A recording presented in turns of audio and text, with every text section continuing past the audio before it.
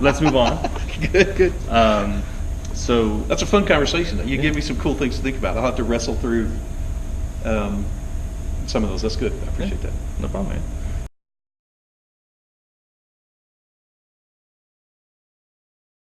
You got a chance to see some of my videos. I'm not sure how many you saw, but the general idea is that I have interviews, short interviews, it could be even longer since it's a different scenario, to try and talk about a belief that you think is true. And for someone who's walking around the park, it could be really anything. Right. And then I just ask questions to uncover how you got to that belief, how you arrived at your conclusions and the method you used, and then and maybe try to examine the method and see if it's a reliable method. Sure. Does that make sense? Sure. Okay. And the method is called Street Epistemology. I've only been doing it for less than a year. So you're my first pastor, so I was a little nervous. I was like, oh, man. So cool. So obviously, being a pastor, you have a God belief. So I want to get a sense of your confidence that I think obviously within the biblical God. I want to get a sense of your confidence that this God exists from 0 to 100. 100 being I have no doubt, no questions, I'm sure of it. Okay. And 0 would be I just have questions. I'm not even sure it's true. Like I don't have any confidence at all. No confidence. Okay. Where do you think you would find yourself on that scale? Years ago, there was I don't remember if it's Andy Stanley or somebody else, but a leadership guy, and he said you need to know how sure you get of anything, because everyone's different on that. Some people get 100% sure of things. That's sureness is a psychological state, and everybody's different, a little bit different on it. The reason he said that is because once you reach a level of sureness, there's no reason, and that's high as you get. So if you're never more than 70% sure of anything, then when you get to 70%, there's no reason to wait around. You might as well pull the trigger, because you're not going to get any more sure than that. Make sense? Mm-hmm. So I don't get more than about 75% sure of anything that I know of. Okay. So I would say I am between 75, whatever my top is, 75-ish, that's going to be my level of confidence. Okay. So would it be fair to say that you're as confident that As I God can be. exists and you're confident in anything? That's exactly right. Okay. What is the main reason that you are 75% confident? I don't know that there's a main one. So I'm an espouser of the 5 sources of knowledge. My epistemology includes authority, revelation, reason, empirical evidence, and intuition. So part of why I am as certain as I am of the existence of God is that I believe all 5 of those point reasonably to there being the existence of a God. Okay. Make sure I got them all. Intuition, I think, is the one you looked at. Okay. So would you say that they're equally in 5 parts? Like if we were to pie chart these reasons, That's a good question. like what would be, are they all just a fifth of the pie? No, I don't think I could say that they're all equally, because I consider all 5 of them equally sources of knowledge or of truth, but the problem is we are, as a race, we are worse at some of those than others. And so, for example, revelation has to be built, in my opinion, revelation has to be built on reason. So does empirical evidence. Both of those require reason. They cannot exist on their own. Even authority, to a certain degree, requires reason. So revelation requires reason and authority, and empirical evidence nowadays requires authority because we've been doing it so long. But because no one's starting at the base and working their way through, but it requires some degree of authority and absolutely stands on reason. Without reason, you can't have empirical evidence. And so, anyway, so I would say, that being said, I would say that intuition is very powerful. reason probably owns the largest bit because so many of the others fall under reason. Like without reason, I can't trust revelation. Without reason, I can't trust empirical evidence, etc. So because of that, I would say those are almost pie pieces of reason, if that makes sense. Okay. Or at least they depend on reason. They're separate but dependent. Okay. So to kind of draw back on the question, the original question is, what is the main reason that you are 75% sure? The answer would be reason is the main reason? Or I mean, if like, I don't know that I could say reason is the main reason. Rationality, I think, is the foundation of why I believe there is a God. There is more to it than that, and I believed there was a God before I knew how to reason. So intuition obviously plays a heavy role in it as well. At one stage in my life, I would have said authority played a major role. I think that's always going to be true before you can reason well.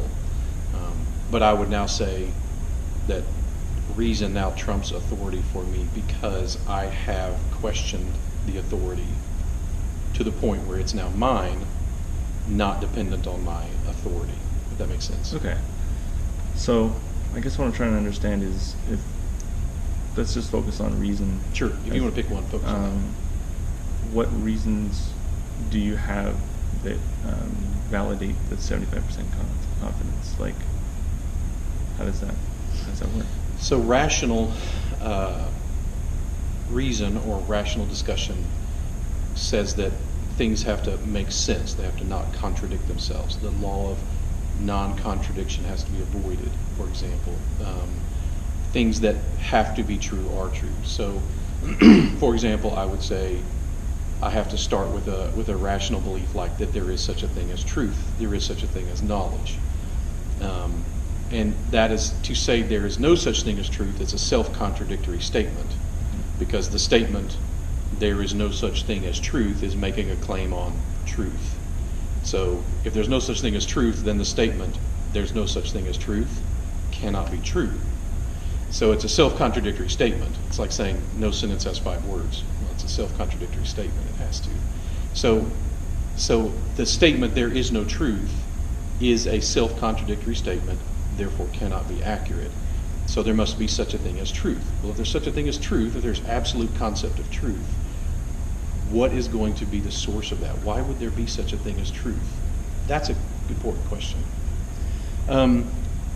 The classical rational arguments for God's existence, I think, are very sound.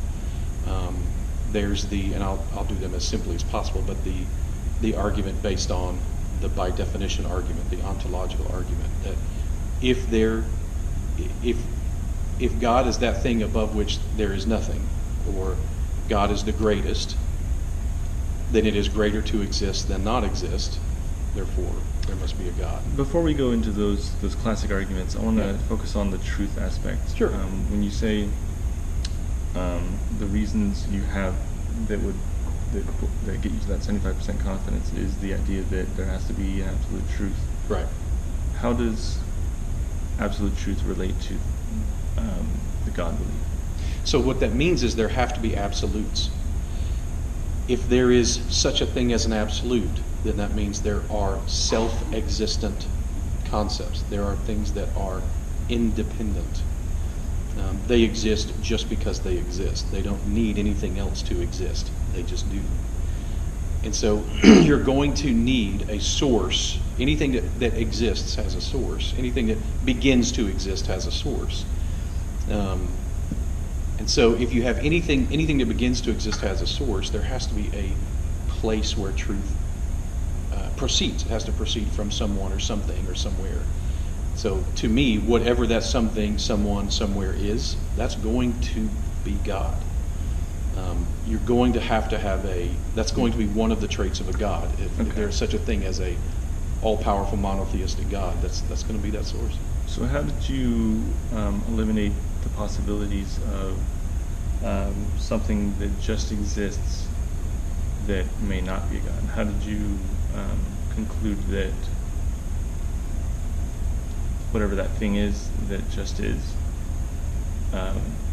in a God and not instead of not a God? I think one of the things, so if something is self-existent, then I think you're going to have a strong case for it either being God or being anchored in God, because everything that is not self-existent is created. Makes sense? Okay. So if you were to learn that, or discover at some point that something can just self-exist without being a God, if that were possible, would that lower your confidence that the God exists? Lower it, maybe, but not. Again, it's not like this is not the one leg of my stool. Right. This is there are any number of dozens of legs on the stool. If I was to learn, there are only some of the legs of the stool that are required. This is not required for me to believe. If I turned out to be somehow misunderstanding something about self-existent concepts, that would just be, I made a mistake. That's an error for me. Would that lower your confidence just a little bit, or wouldn't it affect it at all? That one, probably not at all. Okay. That would lower my confidence in myself, but not in my ability to understand the philosophical concept that I'm wrestling with. Okay. So moving on to the classical arguments, let's just say all those classical arguments, you sat down with someone and they broke it all down, and they explained it in such a way to your standard in which you found that they were not good arguments. Would that lower your confidence? Sure. Oh yeah, hugely. That would. I don't know that it would change my still belief in the rational belief in God, but if the basic arguments, if there was some way that I lost confidence in the ontological, teleological, cosmological, moral, and those are the four main, but then other basic classical arguments, oh yeah, that would greatly reduce my confidence in the existence of a God. What do you think would be the impact, like, from 75? I know you said you probably still maintain the belief. What do you think that would be? Yeah, I don't know, wherever that line is. That because, it would see that, but that would even more. That would undermine more than just my belief in God. That would be pretty staggering. That would undermine my belief in rationality as a source of knowledge. So, it would be at this stage. Yeah, that would be a pretty crushing blow. I couldn't even tell you what I can't tell you what my psychological state would be if someone were able to irrevocably or irrefutably prove to me that those arguments were unsound. Okay. Yeah, that'd be crushing. Okay. So, you said that you'd still maintain the belief if those, maybe, I don't know for sure. Okay. So I also have intuition. So I would also have to be convinced that what I intuit about the world is not true. Now, again, like I said, if it was proven to me that rationality was not something I could have confidence in, then that would change my intuition of the world as well. That's why I don't know what the sub effects would be of going, I can't trust my senses. Like that would be similar to someone saying, here's a blue pill and a red pill, and me waking up on the Nebuchadnezzar rather than the Matrix. I would be questioning existence at that point. Okay. So that'd be huge. So, as far as intuition goes, can someone have an intuition about something and be mistaken about it? Oh yeah. So the problem with all of these is us as they are all trustworthy sources of knowledge in a perfect receiver. But humans are flawed receivers. Like I said, you could be having a schizophrenic break right now and be sitting in a hospital.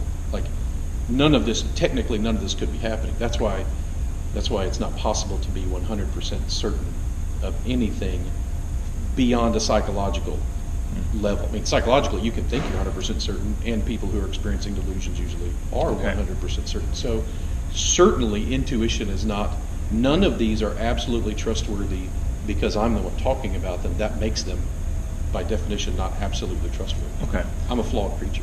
I gotcha. Let's say that you were wrongfully convicted of a crime, and you're on trial, and you had this choice. I'm not sure how you would have this choice, but you had a choice between the jury using their intuition to sentence you, or use the evidence. Which would you prefer? Which one sets me free? I don't get to know that in advance, I assume. No. And I'm innocent? You are innocent.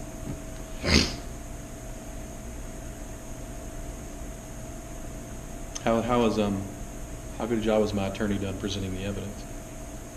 Good job? Like, do the people have the actual truth of the situation? Is that part of this question? No, this is all before it all goes down. Before it goes down? Yeah. Well, it would depend on the strength of the evidence.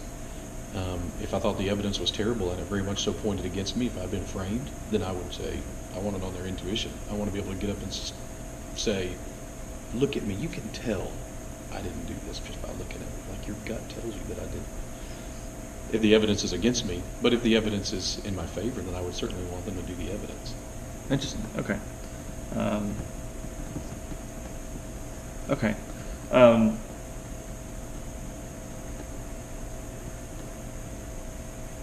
If you were to come to the understanding that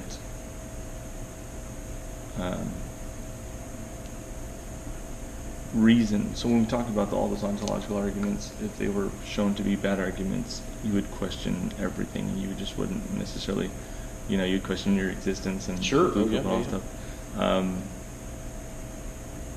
I guess I could tack on to that. If you discovered that there are, your rationality is intact, and because of rationality, those arguments were mistaken, and would that be something that, how do I say this? So if the question is, are there conditions under which I would walk away from my belief in God? Is there evidence that could be presented that would cause me to stop being a Christian? The answer to that is yes. If you prove to me irrefutably that you had the body of Jesus Christ, then I would stop being a Christian. If you could present the body of Jesus Christ as a man who lived, died, and stayed dead, I would still be a theist, but I would no longer be a Christian. I would walk away from that. Is there anything that you could learn now that could impact your confidence to a point? The answer to that is, I don't know. I've studied pretty hard, and I have not found it yet. So I don't know what it would be. I don't know. And keeping in mind, of course, you're talking about my beliefs, which have no relevance on the truth. I mean, so the truth may be I could become an Alzheimer's patient and recant my faith. I could have a steel rod blown through my head, and like what Phineas Gage, whatever that guy's name was, and I might recant my faith. I don't know what would cause me to do that. I don't know what would change my psychological state. It wouldn't change the truth as to whether there is a God and whether his son came and died for the sins of mankind and rose again. Like, that wouldn't change the truth. It would only change you'd be talking just about my beliefs, which is what you seem interested in. So that's totally cool. Yeah. And so, yes, there are things, I am sure there are things that would cause me to no longer believe what I believe. And it doesn't have to be that extreme. I'm just using those as, right. There obviously are things because that happened. I guess I'm more interested in things that you could discover now. So if you try to think of something that you could identify it as if this happened, or if these things happened, that is my feedback loop that this belief is not true.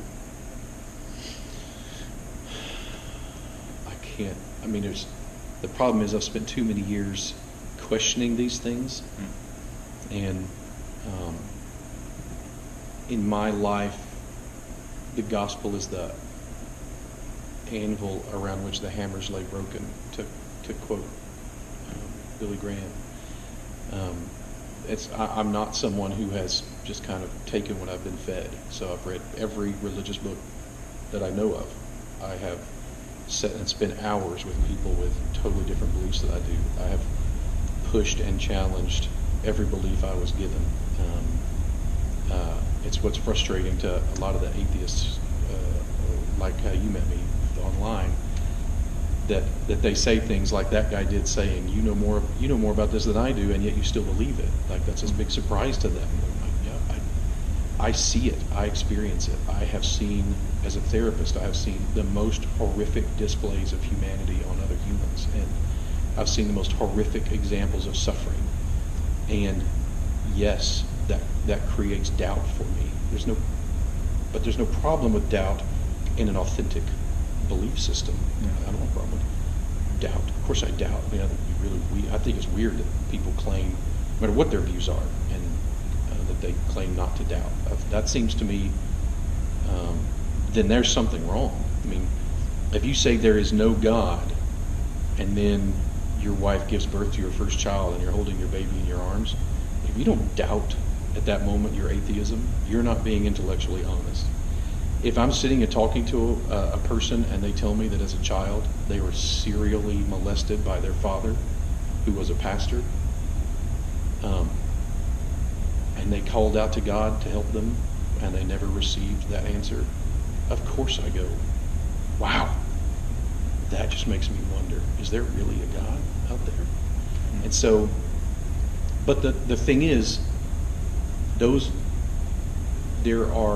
so many different legs to the stool, so that could individual legs be taken out, and would my sense of confidence decrease? Sure, absolutely. Can I fathom a single piece of data or a single book I could read that would sweep the leg, so to speak, from Karate Kid? I can't fathom what that would be outside of the evidence of that there was. I mean, and again, that would make me not a theist. I mean, that would make me not a Christian. I would still be a theist. I might convert to Judaism, for example, but would be the evidence of that there was no resurrection of Jesus Christ. I'll ask maybe a few more questions, and I'd like to actually talk about the conversation you and David Smalley had about goodness and how to tell whether God is good or evil. Yeah. I thought that was really interesting. So one of my last questions is, if you were wrong about there being a God, would there be a way for you to discover it?